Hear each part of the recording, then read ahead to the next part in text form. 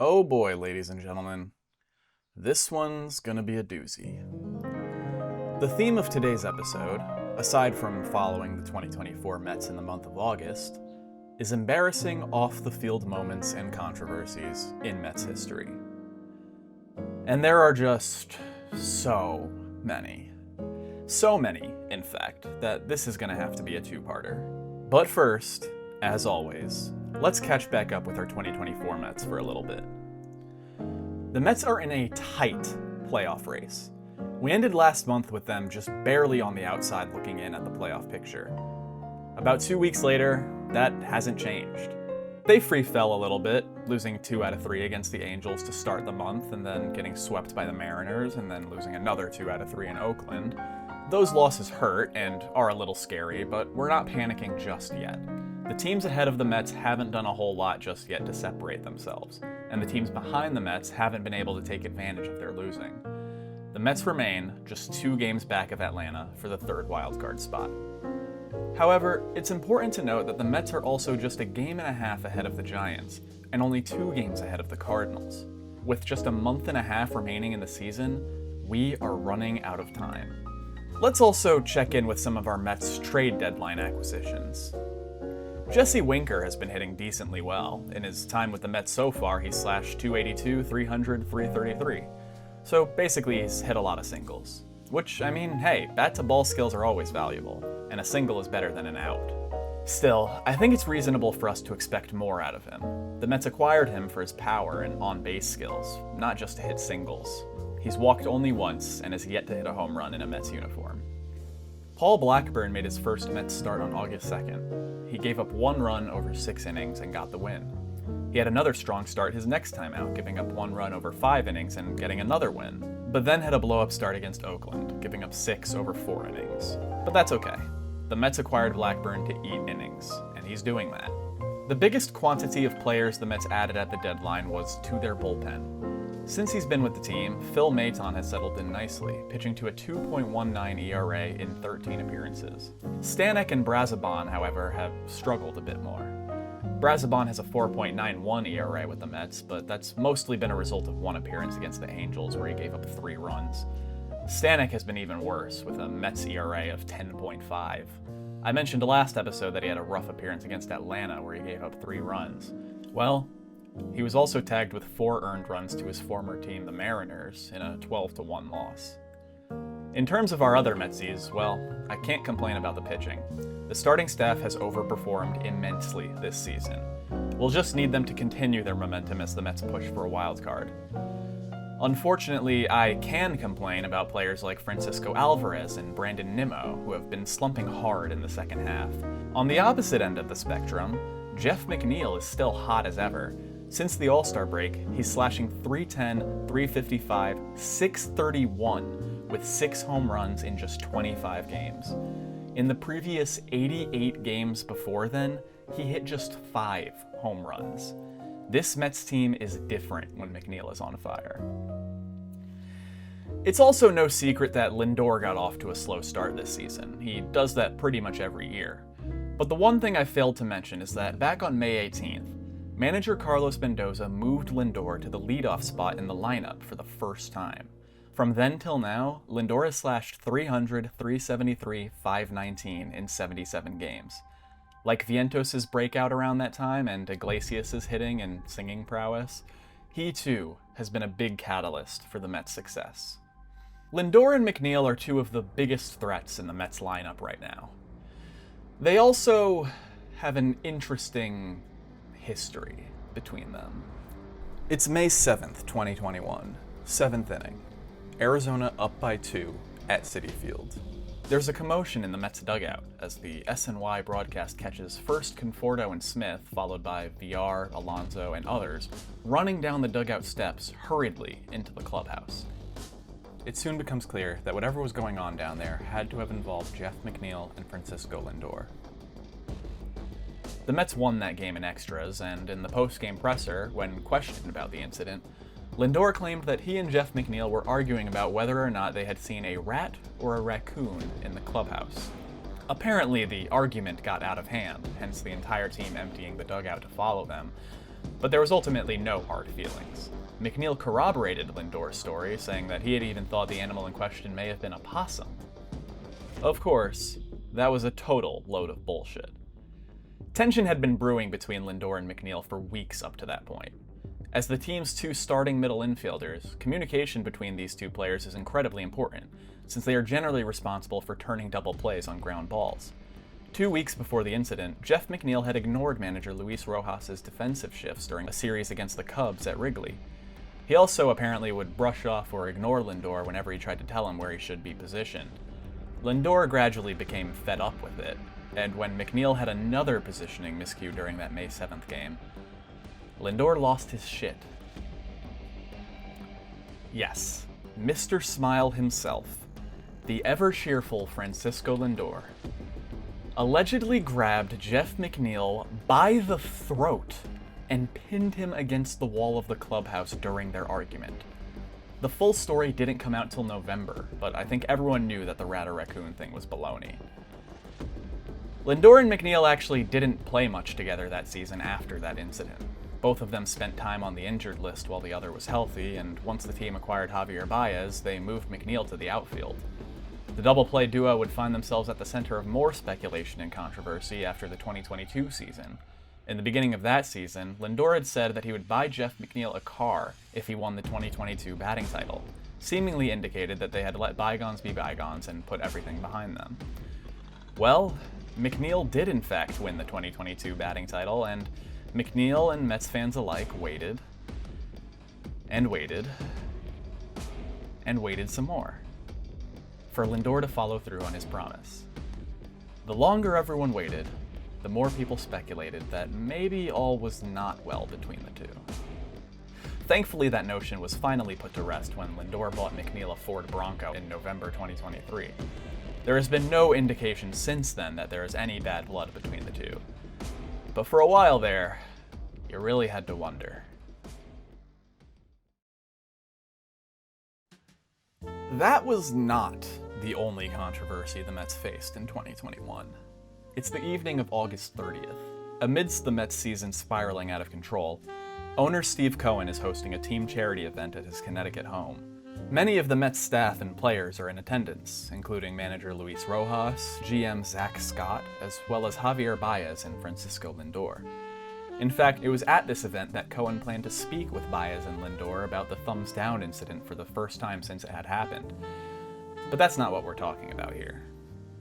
The charity event lingered on until around 8:45 or 9 p.m. Most of the guests were on their way out by then. Luis Rojas and a handful of Mets players took a bus back to the field, where they would go their separate ways. General manager Zach Scott was not with them. No. Scott drove himself home. Or at least, he tried to. But he didn't quite make it home.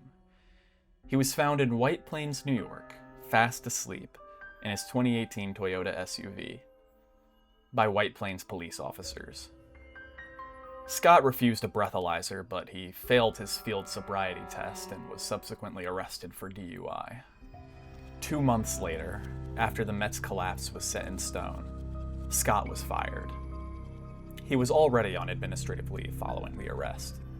It was just another embarrassing turn of events in an already incredibly embarrassing season. What's crazy, though, is that Zach Scott wasn't actually hired as the Mets' general manager. No, Zach Scott was merely the acting general manager at the time of his arrest. He was hired in December 2020 to be the Mets' assistant GM, the assistant to the actual Mets GM, Jared Porter. Jared Porter started his major league career with the Boston Red Sox organization in their scouting department in 2004. He worked with them through the 2015 season, at the end of which he was hired by the Chicago Cubs as the director of scouting. He worked there through the end of the 2016 season. He then spent a few seasons with the Diamondbacks as an assistant GM, before finally being hired by the Mets on December 13th, 2020, to be their general manager. He was fired about a month later. In a story broken by ESPN's Mina Kimes and Jeff Passan, it was revealed that Porter, during his time with the Cubs, sent over 60 unsolicited explicit text messages to a female journalist in 2016, including pictures of his, well...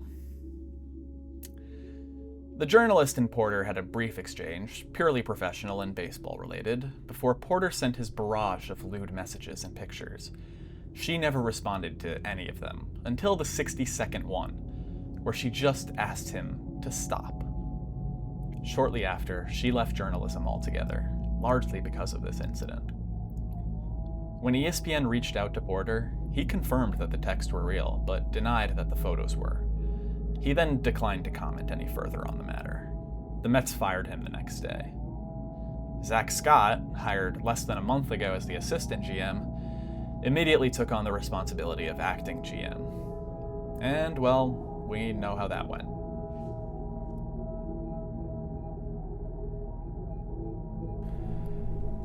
I'm going to backtrack now for a second to 2014. The Mets have never really established a culture of respecting women. Seldom do any men's sports franchises. In 2014, the former Mets senior vice president of ticket sales, Lee Casterjean, sued the Mets franchise for pregnancy discrimination. She alleged that Jeff Wilpon fired her because she was pregnant and unwed. The lawsuit alleged that when Casterjean announced her pregnancy, Jeff Wilpon became fixated on it, despite Casterjean being an excellent and loyal employee. He frequently humiliated Casterjean in front of others by, among other things, pretending to see if she had an engagement ring on her finger, it says. The lawsuit also alleges that Wilpon told a meeting of the team's all-male senior executives that he was morally opposed to Casterjean's pregnancy, and told Casterjean that her boyfriend should propose if he wanted his girlfriend to get a raise. Just completely psycho behavior, like actual insane shit. The case was settled in March 2015 with no terms disclosed. My favorite tidbit from the case, though, is this quote from the lawsuit. After Casterjean complained about the Mets making her job harder because of their poor performance on the field and their public relations flubs, some people told her that selling tickets to the Mets was like selling deck chairs on the Titanic. We're actually going to jump ahead now back to 2021 for another story, this time involving former Mets manager Mickey Callaway. The Mets did not need any ulterior motive to fire Mickey Callaway in the fall of 2019. He was quite simply bad at his job. That's not to say off-the-field controversy never followed him. In June of that year, he and Mets pitcher Jason Vargas cursed and yelled at Newsday reporter Tim Healy after their 5-3 loss to the Cubs that day. Vargas actually threatened to assault Healy and charged at him, having to be restrained by Noah Syndergaard and Carlos Gomez. Both he and Callaway were fined $10,000 for their behavior. But anyway, back to what I was saying. The Mets didn't fire Callaway in October for that incident in June. The Mets, under Callaway's leadership, fell way under expectations in back-to-back years. So they opted to let him go. Before becoming a manager, Callaway was the pitching coach behind the Cleveland Indians' fantastic rotation of the mid-2010s. So after his stint with the Mets, he returned to being a pitching coach, this time with the Los Angeles Angels. The Angels had a very different reason to fire Mickey Callaway in May of 2021. In February of that year, The Athletic's Brittany Garoli and Katie Strang broke a story that 5 women had accused Mickey Callaway of sexual harassment. According to the article, Callaway aggressively pursued at least 5 women who work in sports media, sending 3 of them inappropriate photographs and asking one of them to send nude photos in return. He sent them unsolicited electronic messages and regularly commented on their appearance in a manner that made them uncomfortable. In one instance, he thrust his crotch near the face of a reporter as she interviewed him. In another, he told one of the women that if she got drunk with him, he'd share information about the Mets. After the article came out, even more women came forward to share their experiences with Callaway. They had all occurred during his time with Cleveland and New York. An investigation ensued, and in May, Callaway was not only fired by the Angels, but banned from Major League Baseball through the 2022 season. During the investigation, it was revealed that members of both the Indians and Mets organizations were actually aware of an incident that occurred during his time in Cleveland, in which Callaway seduced a woman into having an affair with him and cheating on her husband. That first Athletic article called Mickey Callaway's behavior the worst kept secret in sports. Mets employees had been calling him Dick Pick Mick behind his back for months. It was, quite frankly, a horrible look for both organizations. It was also, as always, not the only time a former Mets manager got himself into trouble for things he did with the Mets after parting ways with the organization, and also in a way that was somehow related to the Los Angeles Angels. Back in 2019, on June 1st, Los Angeles Angels pitcher Tyler Skaggs was found dead in his hotel room. He had apparently died of an overdose with ethanol, fentanyl, and oxycodone found in his toxicology report. After an investigation and trial, Angels communication director Eric Kay was found guilty of distributing said substances to Skaggs. He was sentenced to 22 years in prison. It was a deeply tragic series of events. In the midst of the trial, former Mets pitcher Matt Harvey, who was then with the Angels, was accused of being a middleman of sorts between Kay and Skaggs. He was accused of receiving the pills from Kay and giving them to Skaggs. Harvey agreed to testify at trial in exchange for immunity from prosecution. During his testimony, Harvey admitted to using cocaine and oxycodone during his time with the Mets. Given his generally erratic history with the franchise, it was never really a secret that Harvey was troubled during his time in New York. The extent as to how much he was troubled, however, would be revealed later. After Harvey's testimony, the New York Post reached out to former Mets manager Terry Collins to ask about Harvey during their time together. Collins had a couple of concerning quotes. When asked if he was surprised to find out that Harvey had been a cocaine user with the Mets, Collins said, "The answer is probably not. There was a testing program going on throughout Major League Baseball, but we weren't allowed to do any of our own stuff. There were accusations that were being thrown around the clubhouse for sure, but I had no proof of it at all. I can just tell you what guys were saying. There was a time I addressed an off-the-field issue with one of the other guys on the team, and his statement was, 'Well, I'm not doing what Matt Harvey is doing.' I said, 'This isn't about Matt Harvey, this is about you.' I tried to get off that subject as fast as I could. Was there knowledge in the clubhouse? Without question." Collins' avoidant and lackadaisical response to Harvey's drug use is even less surprising given his next answer. When asked about Harvey's counseling with the Mets' mental skills coach, he said, "Certainly that was addressed. Again, it's Matt, and one time he talked about, I should just kill myself. That's kind of a common excuse, yet try to deal with it the best you can. We certainly tried to get him help, get him some assistance." Collins then went on to give interviews for SNY in which he elaborated even further on Harvey's mental health struggles. But not only do his answers indicate a lack of serious action to really get Harvey the help that he needed, whether his hands were tied by MLB policy or not, the fact that he felt the need to share all this information on Harvey's behalf garnered him plenty of more outside criticism. At the end of the day, Terry Collins indicated that he knew about Harvey's drug use, and then went on to share with the media about his serious mental health struggles and how little the Mets did about it. This entire deeply tragic series of events is a shameful stain on the Mets franchise, the Angels franchise, and Major League Baseball as a whole. For what it's worth, I do think that Matt Harvey's drug use, though, should not really have come as a surprise to anybody. As we saw in episode 2, Harvey was in the media constantly for being seen at parties all around the city with his model girlfriends. Plus, the official reveal of his cocaine usage gave a whole new context to his famous start on May 7th, 2013, when he pitched the entire first inning of a game against the White Sox with a bloody nose. Maybe at the time we could have pieced that together. Before Game 1 of the 2015 NLDS, Harvey missed a mandatory team workout, claiming that he overslept and got stuck in traffic. He was spotted the night before, out drinking. Additionally, on May 6, 2017, Harvey was a no-show for a game against the Marlins, later claiming he had a migraine. When he showed up the next day for his scheduled start, the Mets sent him home and suspended him for 3 games. When his suspension was over, he confessed to the media. "Yes, I was out on Friday night past curfew. I did play golf Saturday morning, and I put myself in a bad place to be ready to show up for a ball game. It is my responsibility, and I take full blame for that."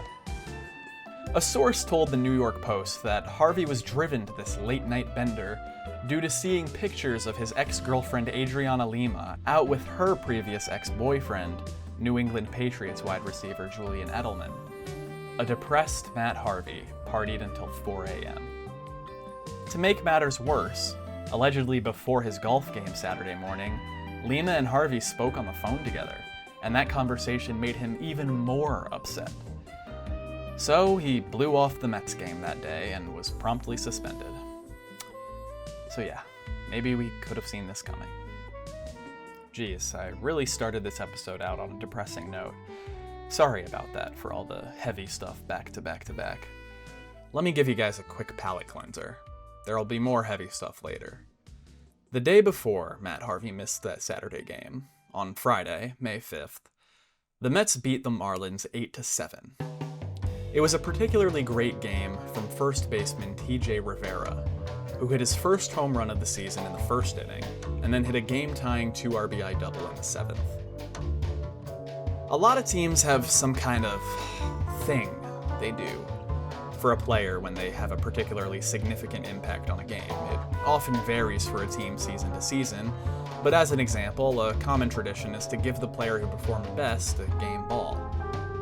The Mets, in 2017, would give their player of the game a crown to wear in the locker room. They'd take a picture of them and celebrate their performance on social media. For this May 5th game, TJ Rivera had earned the Mets crown. So, someone with the Mets took a picture of Rivera in front of his locker, wearing said crown. The official Mets account tweeted, "First homer, check. Game-tying double, check. Take home the crown, check. Have yourself a night, TJ Rivera." Do you notice anything in this picture? I'll give you a second. Behind Rivera, in backup catcher Kevin Plawecki's locker, was a gigantic dildo. The Mets, of course, deleted the tweet, but it was far, far too late. Everyone had seen it, and it was fucking hilarious. Kevin Plawecki didn't even know about it. He found out later on his drive home when his phone started blowing up with people talking about the tweet. Plawecki claimed it was not his, and he had no idea how it got there or who put it there, and also that by the next day, it was gone. He had a sense of humor about it, though. It was, of course, some kind of prank pulled by one of his teammates. We'll never know who, though. Let's take a quick break and jump back to our 2024 Metsies. We last left off on August 15th. Their next 3 series are against the Marlins, the Orioles, and the Padres. The Mets take the first 2 in Miami. In Game 1, Nimmo hit a 3-run homer, and Jeff McNeil homered yet again, continuing his exceptional second half. In Game 2, Luis Severino pitched a complete game shutout, while Lindor and Alonso homered. On August 18th, though, the Mets bullpen fell apart. After a strong 6 innings of 1-run ball for Paul Blackburn, Huáscar Brazoban came in for the 7th. He gave up 2 singles and then an earned run on a wild pitch. After another infield single, the Mets put in Reed Garrett to finish the inning. Garrett came back out for the 8th, where he promptly walked 3 batters. He did successfully pick off Xavier Edwards at second in between, but the Mets brought in Phil Maton after the 3rd walk. Maton gave up an RBI single to Derek Hill to give the Marlins the lead. 2 out of 3 is never bad, but in a tight playoff race, every game counts. The Mets barely tread water, and remain 2 games behind Atlanta. The Mets take another 2 out of 3 against the Orioles with some exciting 9th inning theatrics. In Game 1, we got a walk-off home run from Francisco Alvarez, and in Game 3, we got one from Jesse Winker. They dropped Game 2 versus the Orioles, though, in a game where former Met James McCann homered and drove in 3 en route to a 9-5 beating. The Mets shave off a half game from the Braves' lead. The Mets continue to tread water against San Diego. They win the first game, lose the second, win the third, and lose the fourth. Blackburn had a blow-up start in Game 2 and actually had to be taken out of the game after getting hit on the hand by a comebacker. He had already given up 5 runs. In Game 3, Lindor hit 2 home runs, including a grand slam for the 7-1 victory.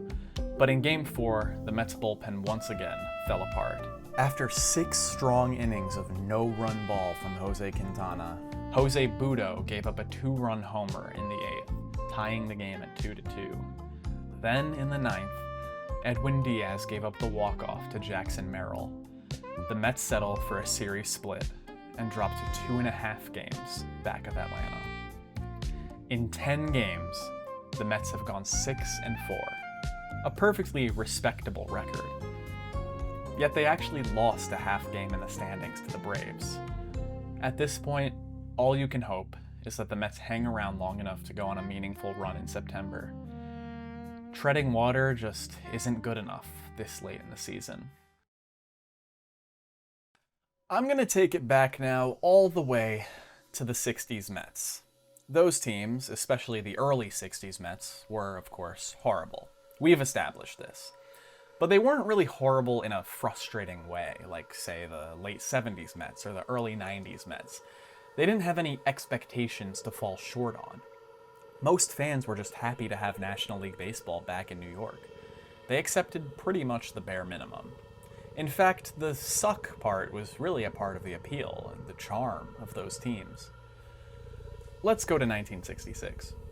Up until this point, the Mets haven't really made any substantial blunders that they were directly responsible for. They've had some silly and fun times with a wacky cast of characters, but it all stemmed from getting terribly unlucky in the expansion draft and being forced to scrape together a team that was barely competent. No one really expected anything of them. And so they had a 194-452 record over their first 4 seasons. The other expansion team, now called the Houston Astros, were only 1 spot ahead of them during this time, so most of this we can chalk up to circumstance. But in 1966, the Mets made a horrible, horrible mistake. Probably their first major franchise-defining mistake. It's July 7th, draft day, and for the very first time, our cellar-dwelling Mets have the first overall pick. You might be asking, how has it taken this long for the Mets to get a first overall pick? Well, 1966 was only the second year of the first-year player draft. In 1965, the Mets picked Les Rohr with the second pick. Rohr wasn't great, but MLB drafts are generally a crapshoot, and the Mets didn't miss out on anyone obvious at the time. This isn't about Les Rohr. The Mets now had the first overall pick, a real opportunity to get some hope for the future. Let's see who they get. Huh, interesting. Stephen Chilcott. I haven't heard of him. Have you? Maybe he, Anyway, let's see how the rest of this draft turned out. Oh, come on. Reggie Jackson went on to be Reggie Jackson, a first ballot Hall of Famer. Stephen Chilcott went on to be the first and only player to be taken first overall and never play in an MLB game. He was a catcher coming out of high school. Reggie Jackson was coming off of one of the most dominant college baseball seasons of all time, playing for Arizona State. He was easily considered the best amateur player in the country. So then, why? Why would the Mets pick Chilcott? Well, apparently, Jackson's coach at Arizona State sat him down one day and explained to him that the Mets were unlikely to take him at number 1 because he was dating a Mexican girl, and they thought that it would be a problem that he was dating outside his race. Reggie Jackson himself blamed Mets director of player development Bob Sheffing for the decision. Apparently Sheffing tried to pass the blame onto Casey Stengel, who was a scout for the Mets at the time. But Jackson claimed that he never once saw Casey Stengel at any of his games, which is somehow even more embarrassing. The Mets and Reggie Jackson would go on to meet each other in the 1973 World Series, where Jackson would promptly shit all over them for 7 straight games, and take the Oakland A's to the promised land. What makes this sting even more is that in Reggie Jackson's autobiography, he actually wonders quite a bit about what his career would have been like playing for the Mets, with a sort of what could have been kind of attitude. Racism got its disgusting hands in the way. Unfortunately, that was not the last time the Mets front office was blatantly racist. It's the end of the 1974 season. Mets outfielder Cleon Jones suffers a knee injury. This injury put him away from the team for some time. Jones has been with the Mets since 1963. He's had some fantastic years, including a 7-WAR campaign during the Mets' 1969 World Series season. So far in the early 70s, we've seen flashes of his past brilliance, but injuries have unfortunately held him back.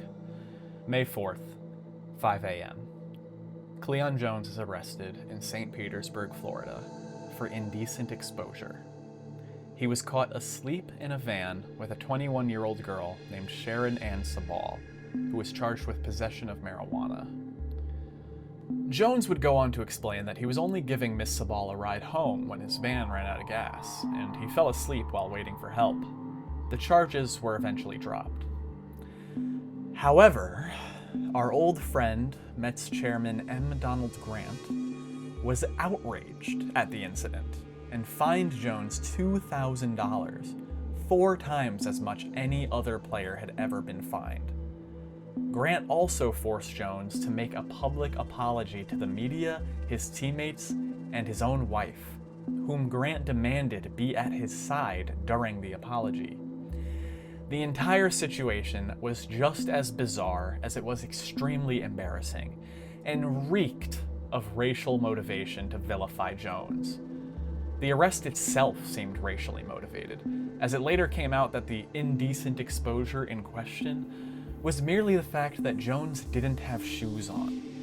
Not to mention Sharon Sabal was a white woman. Cleon Jones was a stand-up guy, well respected by his teammates, and had come through in big moments for the Mets in the past. He didn't deserve any of this.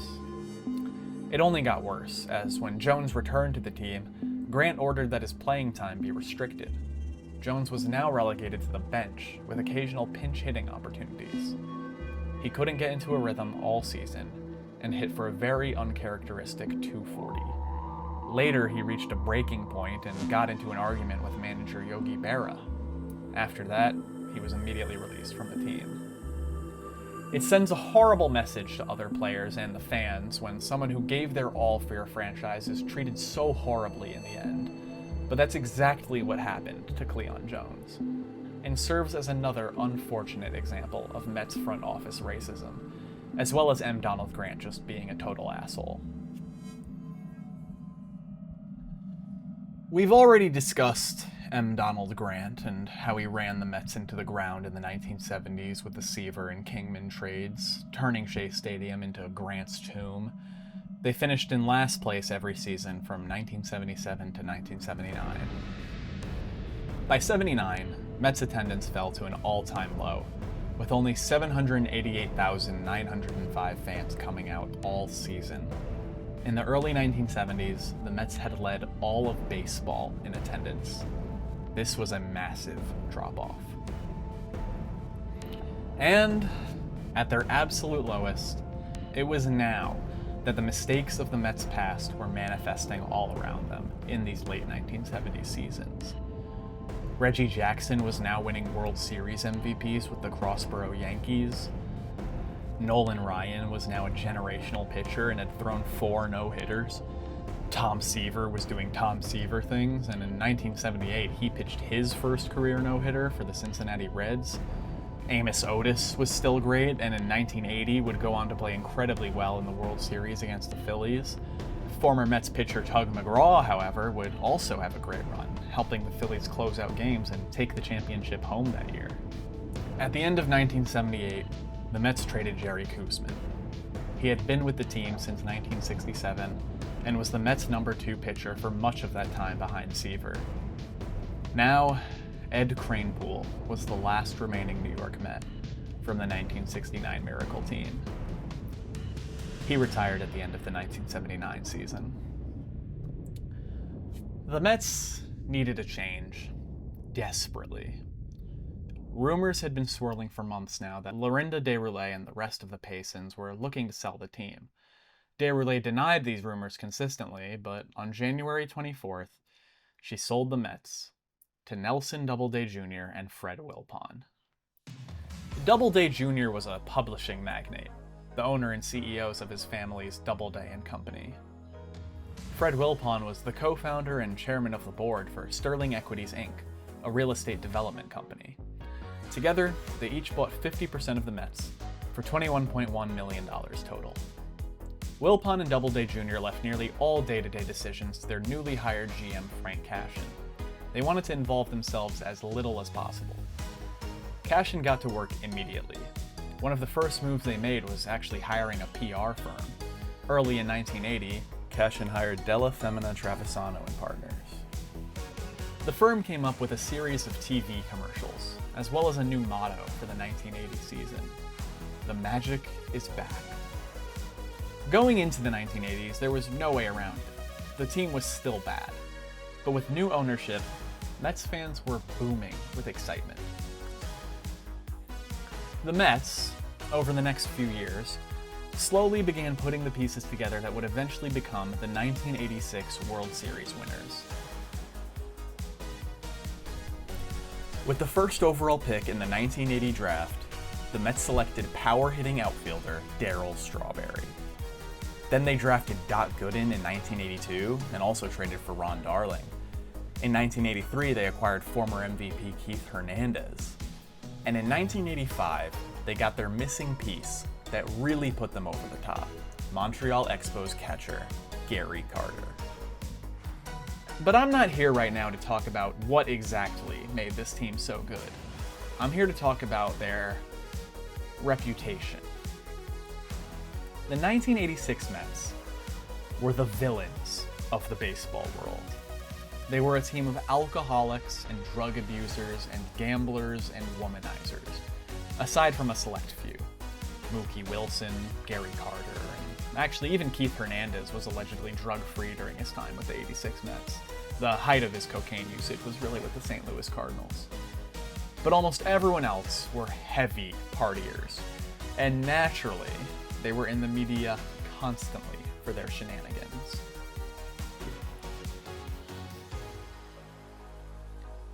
Gosh, where do you even begin with a team like this?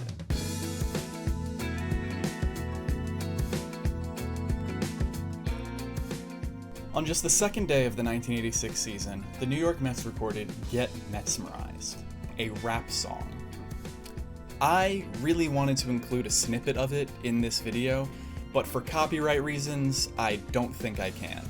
So please, take a second, pause this video, and go open up YouTube in another tab or something and look up "Get Metsmerized." I'll wait right here.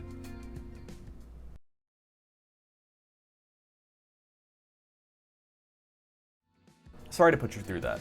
Anyway, the Mets were inspired to make "Get Metsmerized" after seeing the success of the Super Bowl Shuffle as performed by the 1985 Super Bowl winning Chicago Bears.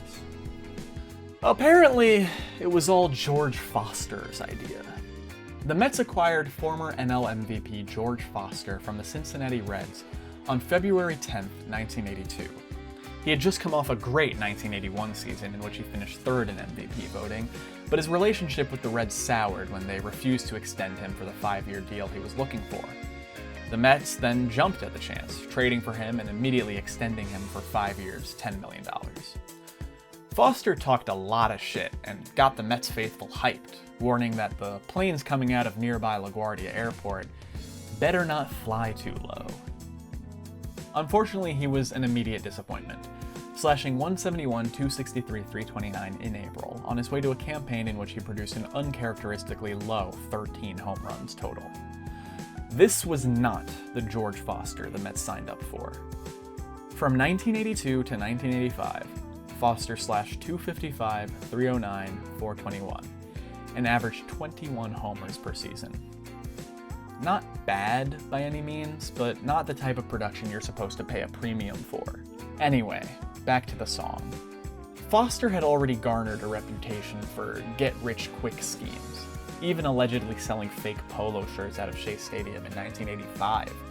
The idea of recording a rap song after seeing the success of the Super Bowl Shuffle was too good to pass up. Aside from the fact that none of the 1986 Mets knew how to rap on beat, the backup singers you heard in the song were just random kids, literally hired off the street. As you can probably deduce, the record flopped, selling just 120 copies. Additionally, the Mets organization flat out refused to promote the song in any way, shape, or form, despite the repeated requests of Foster and the 2 studio executives who scammed him in the first place. This whole debacle actually delayed the public release of the song all the way until sometime in late August. The thing is, earlier in the month, on August 7th, George Foster was released by the team. By the time the song was out, Foster was signed to the White Sox.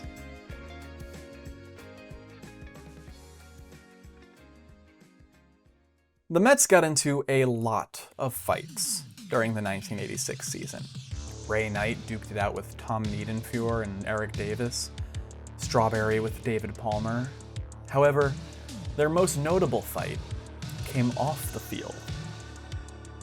It's July 16th, Greenwich, Connecticut.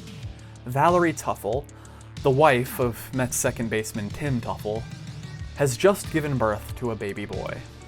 The couple names him Sean. Tim Tuffle has been away from the team since July 11th to be with his wife and newborn son. He returns to the Mets for Game 2 of their 4-game set in Houston on July 18th. The Mets lose 3-0. They lose again on July 19th, 4-5. Then they lose again, July 20th, 8-9. It's the night of July 20th. The Mets have an off day tomorrow before their game in Cincinnati, and Tuffle has been thrust right back into the Mets season after one of the most important moments of his life. So naturally, back in the thick of things with his teammates, he wants to go out, get a couple drinks, and celebrate the birth of his child. A group of 5 get together. It's Tuffle, Ron Darling, Bobby Ojeda, Rick Aguilera, and Darryl Strawberry.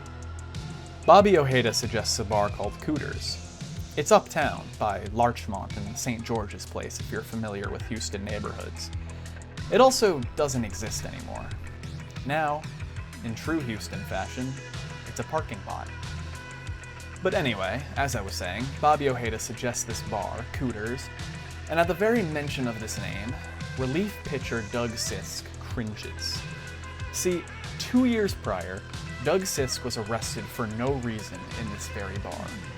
He warns them not to go. They don't listen. Sisk would have gone with them if he didn't already have plans to visit family nearby, but he didn't.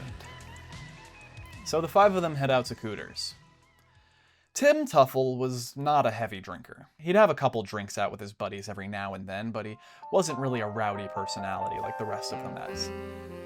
It's around 11:20 p.m., and Tuffle is on his 4th or 5th shot. Also around this time, Darryl Strawberry, feeling very out of place in this very white Houston bar, decides to leave. He says his goodbyes and returns to the hotel. The 4 remaining Mets continue drinking, and drinking, and drinking, all while getting increasingly loud and increasingly obnoxious, and attracting increasing amounts of Houston women away from the Houston locals. It's now 2 a.m. Last call was 15 minutes ago. Everyone has left. Everyone except are four Metsies. A waitress asks them to leave. "We're the fucking New York Mets, and we'll leave when we want to."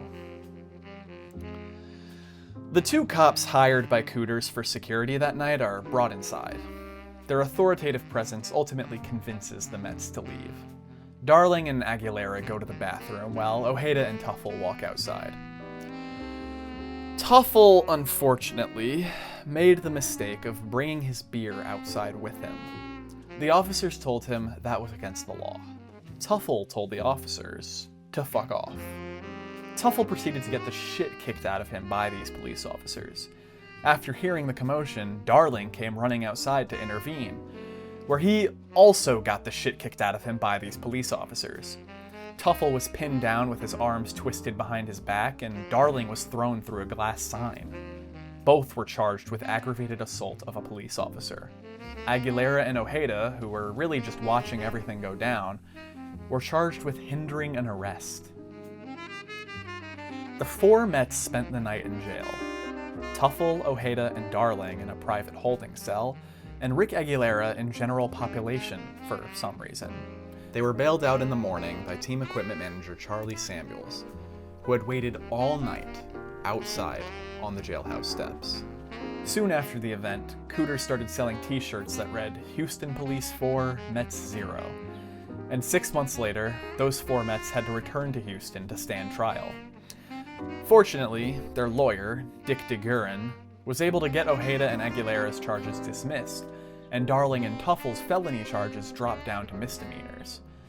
Fun fact, Dick DeGuerin was also the lawyer who represented David Koresh during the Waco siege just 7 years later. If Doug Sisk had accompanied those Mets that day, would any of this have gone down? He doesn't seem to think so. He says he probably would have directed the group to go somewhere else. Who knows, though, if they would have just been arrested somewhere else as well. See, Doug Sisk was speaking from a place of authority, in that he had been arrested at Cooters before, but his authority also came from his membership in what became known as the Mets Scum Bunch. The Scum Bunch were the biggest rabble-rousers on this 1986 Mets team. They were the back-of-the-school bus types, or in their case, back of the plane. The group consisted of Sisk, Danny Heap, and Jesse Orozco, though often many other Mets joined in their antics. Sisk once claimed that their goal was to corrupt as many Mets as possible. They played dugout pranks, they gambled, they drank excessively, they were loud and obnoxious, and they probably caused hundreds of thousands of dollars in property damage over the course of the season. Speaking of which, it was this scum bunch who were at the forefront of probably the most iconic 1986 Mets story that had nothing to do with the World Series itself. The post-game celebrations after the Mets beat the Houston Astros in 6 games and won the 1986 National League pennant began in the visitors' clubhouse at the Astrodome. Champagne was popped, liquor and beer was flowing, Kevin Mitchell got in the jacuzzi in full uniform. It was a great time. And then the post-game celebrations continued onto the team bus. More champagne, more liquor, more beer, more drugs. And then the Mets got to the airport. There, a United Airlines flight, chartered to go back to New York, was waiting for them. And the post-game celebrations continued onto this flight.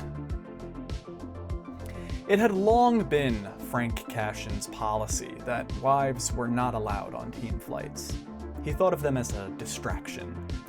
However, as the playoffs carried on, there had been rumblings that many of the Mets players in fact wanted their wives on these flights. Finally, Ray Knight and Ron Darling requested a meeting with Cashin to discuss the issue. After much deliberation, Cashin agreed that the team's wives could fly with them, but only on the return trips from Houston. Well, here we are, on a return trip from Houston, and here are the Mets, and here are all their wives.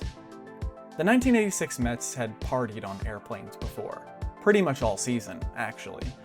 It was kinda their thing. In one incident, Doc Gooden and Darryl Strawberry drunkenly exposed themselves to the airline staff. In another, the scum bunch threw dinner rolls like fastballs at them. Because, no one really wants to eat airplane food. And on every flight, there was a lot of drinking and a lot of cocaine. This airplane party, though, was like no other. There's already lots of alcohol and drugs floating around. Most of the team and their wives are fucked up to no end already. A seat was ripped out of the plane to be used as a table to play cards on. The wives, not used to being this intoxicated 35,000 feet in the air, were throwing up in the seat pockets. And then United Airlines made the mistake of serving cake. An innocent mistake. See, this was the first time the Mets had flown with United Airlines. Throughout the season, they only ever flew with Ozark. But with all the wives with them for this trip, Ozark didn't have a plane large enough to carry everyone. So the Mets went with United instead. And United, hoping to build a relationship with the Mets, took it upon themselves to celebrate their NLCS victory by serving them cake. But no one really wants to eat airplane food. It started, of course, with the Scum Bunch, but not with them directly, no. It started with Danny Heap's wife, Jane. Upon being served the cake, she immediately grabbed it and threw it at her husband. And just like that, a food fight. Cake was flying everywhere, but not just cake. United served meals before the cake, too.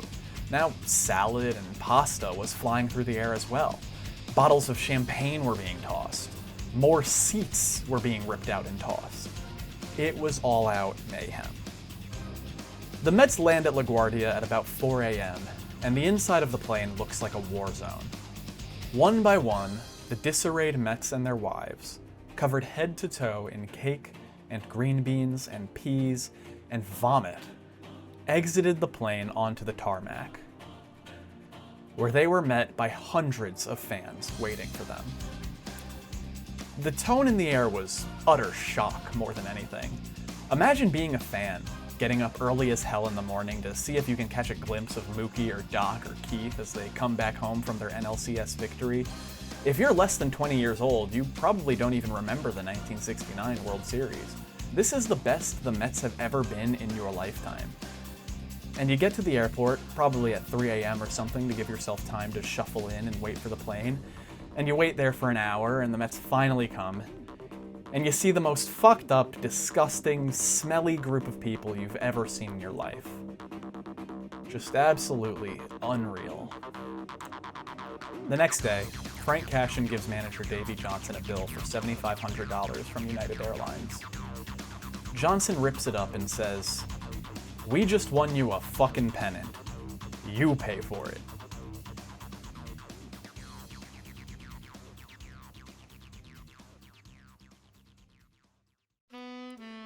It's October 28th, 1986.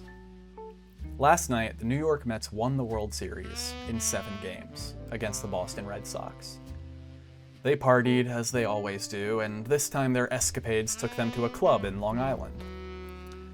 Today, they have a parade. 2.2 million New Yorkers showed out for the Mets World Series parade. But someone is missing. Doc Gooden, the Mets' best pitcher, is nowhere to be found. Because he's still in Long Island.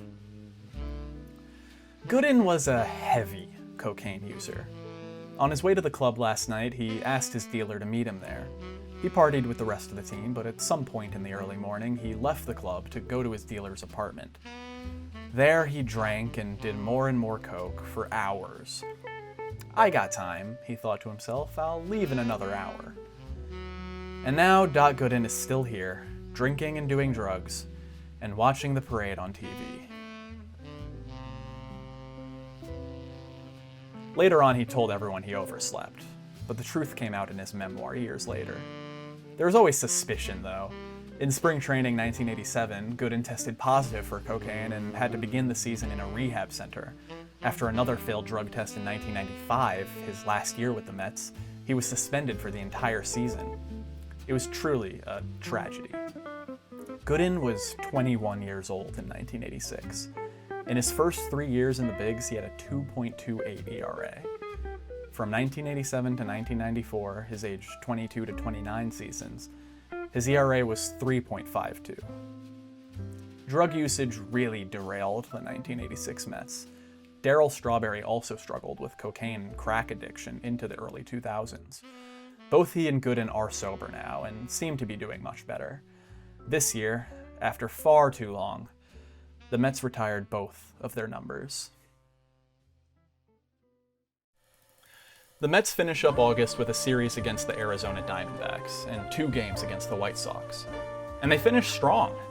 They take 2 out of 3 from Arizona, an important series for wildcard implications, just like San Diego, and then they win those 2 against the White Sox, who are just really bad. Lindor and McNeil are still playing great, but now heating up is Pete Alonso and Jesse Winker, as they each got some timely hits and home runs in these last few games.